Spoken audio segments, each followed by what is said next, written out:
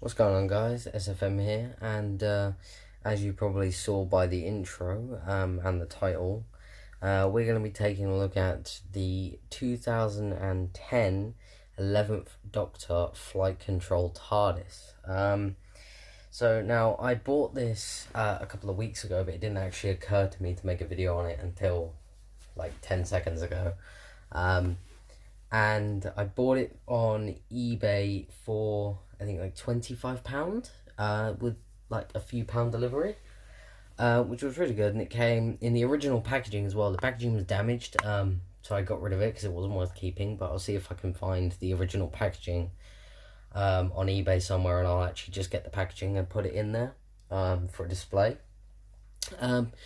But basically, the goal of this video is to take a look at the TARDIS, take a look at the features, and just talk about it in general and the looks, and compare it to some of the TARDISes nowadays that you can get. I don't actually have any of the others, but I can find pictures and I know a bit about them as I've done a lot of research on them, and from having some of them as a kid.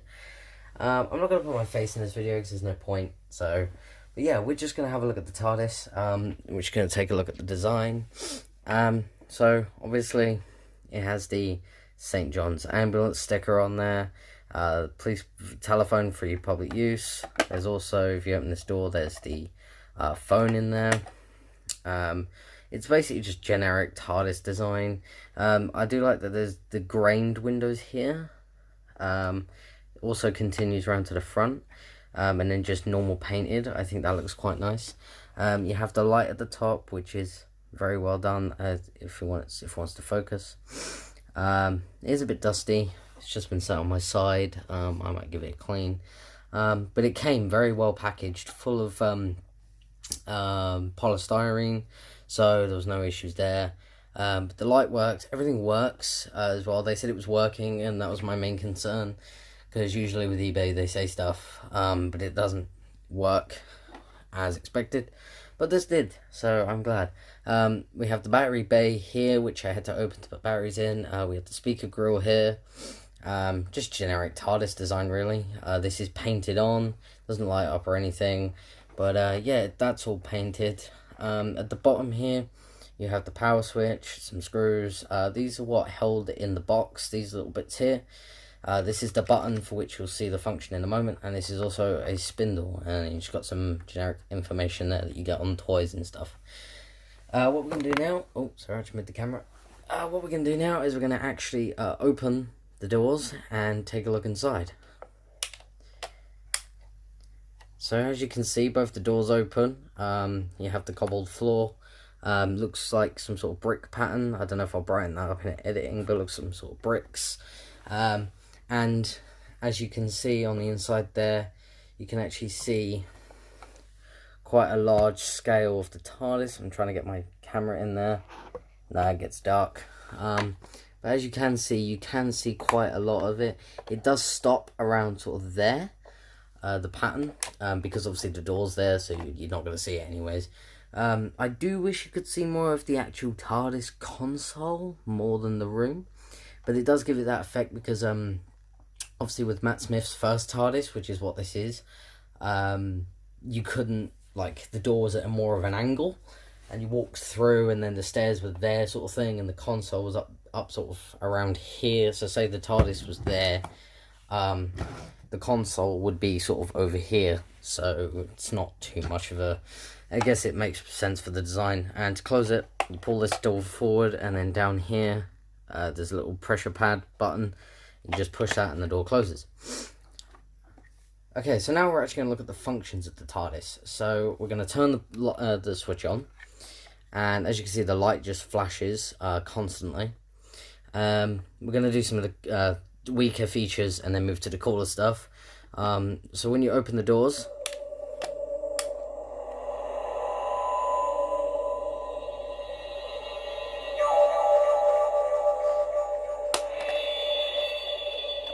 actually makes the TARDIS noises, the interior hum, which is really cool, and it's quite loud actually, from the speakers. I mean, here's the speaker.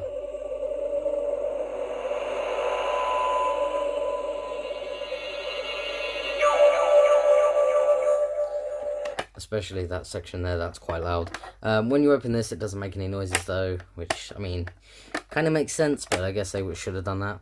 The light just continuously flashes unless you put it down, and which we're going to put it down right now.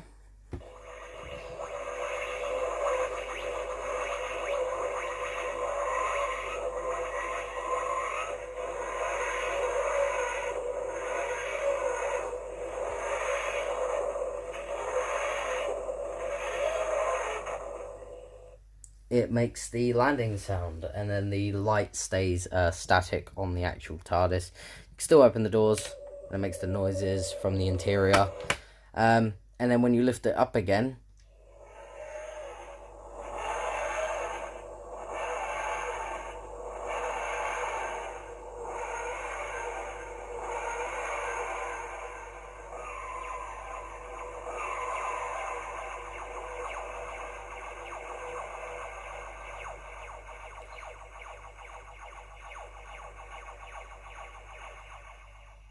that is actually the long flight sound, and the light still flashes as technically it is in flight. It also has another feature. Once you've done the if you lift it up quickly or place it down quickly, it can do a fast return noise or a fast takeoff. So let me try and activate it. It's very random, so let me see if I can.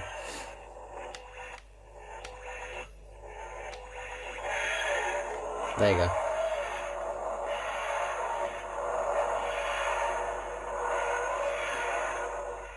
There you go, that was the fast takeoff. Let's see if I can get the fast landing.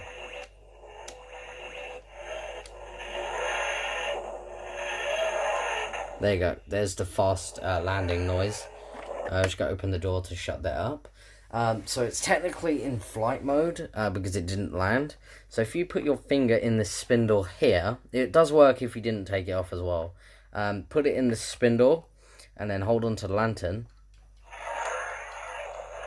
You can actually spin the TARDIS and it makes flight noises. And the light flashes continuously and it makes the noises. And then you can place it down for a landing. Another cool feature as well is when it's in flight mode, which is here, if you shake the TARDIS, it makes some sort of turbulence noises, as if it's going through the time vortex. So, it's supposed to, hang on. There you go. Just adds to that replayability with it. And now, I'm going to set the TARDIS down and allow it to land.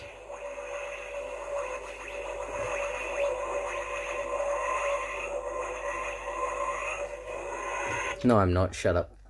I'm going to turn it off. And then if you leave it just sat there powered on for about 3 minutes, it will turn off to save battery life. So that is something to bear in mind. I did want to leave it on one night just to see what the lights were like, but it did turn off after like a couple of minutes. And then I read the instruction manual and it goes off after 3 minutes. So not worth it if you want to have it on constantly. But for the price, it was very good. It's certainly better than the TARDIS that they have for Jodie Whittaker. If you look at her flight control TARDIS, it's god awful compared to this. I do feel like you get a better deal with Capaldi's TARDIS and with the 10th Doctor's TARDIS. Because the 10th Doctor's TARDIS, the windows actually light up, as well as the lantern, and I think the police public call box sign lights up. But with Capaldi's TARDIS... Oh, and there's interior lights as well with Tennant's TARDIS. But there isn't on here. And with Capaldi's TARDIS, this lights up, the police public call box sign, the lantern lights up, the windows light up, the public telephone thing lights up, and the interior lights up.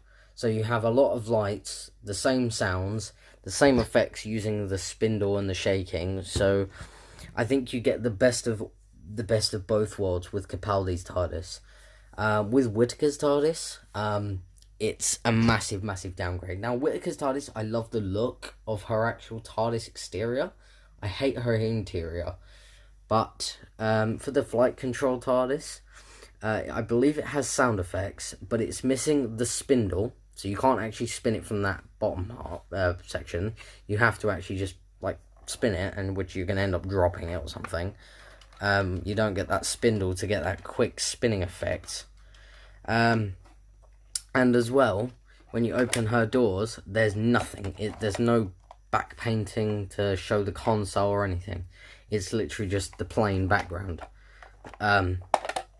It's literally just a plain background, so it's a massive downgrade.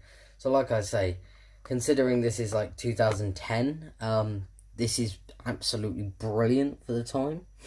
And is it worth getting in 2021? Yeah. I would majorly say it is. As a collector's piece, yes.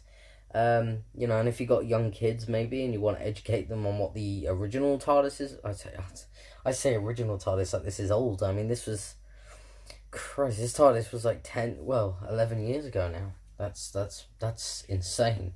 But if you want to educate them on what the older TARDISes were like, it still feels weird saying that. It was only 11 years ago that we had this actually flying around time and space, but now we're referring to it as an old TARDIS. So, but this, I love. Matt Smith is my favourite Doctor, not because he was my first Doctor. My first Doctor was actually Christopher Eccleston. And even before that, I used to watch videos of Doctor Who, and I actually watched when I was younger Doctor Who and the Daleks in I think it was the invasion of 21 something AD, which was the Peter Cullen movie. I watched that when I was younger. Being I'm only 18 years old, that's kind of weird. But yeah, so like I say, Matt Smith is my favourite Doctor. And not this version, but his next version, the one that would later become Capaldi's main TARDIS, is my favourite. I mean, I love the look. I love the colour. I love the St. John's ambulance. I love that they brought that back from the first Doctor. Because a lot of people originally thought that this was a brand new addition to TARDISes. It wasn't. It was originally on the first Doctor's TARDIS. But it was removed in some scenes. I'm not sure why. I guess that was just production value from the original series. But honestly, this is a really cool buy. If you can find it cheap on eBay, you can take a gamble. That's basically what this was. This was a massive gamble. I probably shouldn't have went with the gamble, but I did, and luckily I ended up with a really good product in the end. So yeah, I hope you guys did enjoy this video, and I hope you guys found it slightly entertaining. I know many people probably don't even care about this, but I just thought I'd bring it to light again. As this, I was never able to get one of these as a kid.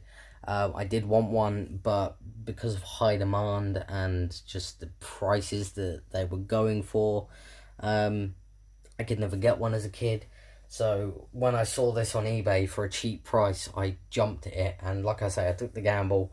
If it didn't work, then I'd be like, I've got a cool piece to go on my side. If it works, I'm like, Yeah, I've got lights, sound, awesome. I can, I sit and mess around with it and play around with it. It's, it's kind of odd that I do that. Again, 18 years old, but I still play with the toy TARDIS. And it sits on my side and it's a nice piece. Sometimes I sit there and have the door open like that, so it looks pretty cool. I want to get a Matt Smith figure to have, like, so I can have the door open and I can have him standing there as part of a collection. But yeah, so if you guys did enjoy this video and you want to see more videos like this when I eventually collect some more TARDIS toys and Doctor Who memorabilia, or just any memorabilia in general, I've got loads of collectible stuff. I've got loads of pop vinyls. I can easily sit and do a video showing off all my pop vinyls and explaining where I got them. But yeah, if you guys did enjoy this video, then please leave a like and subscribe if you're new. And I will see you all in the next video. Peace.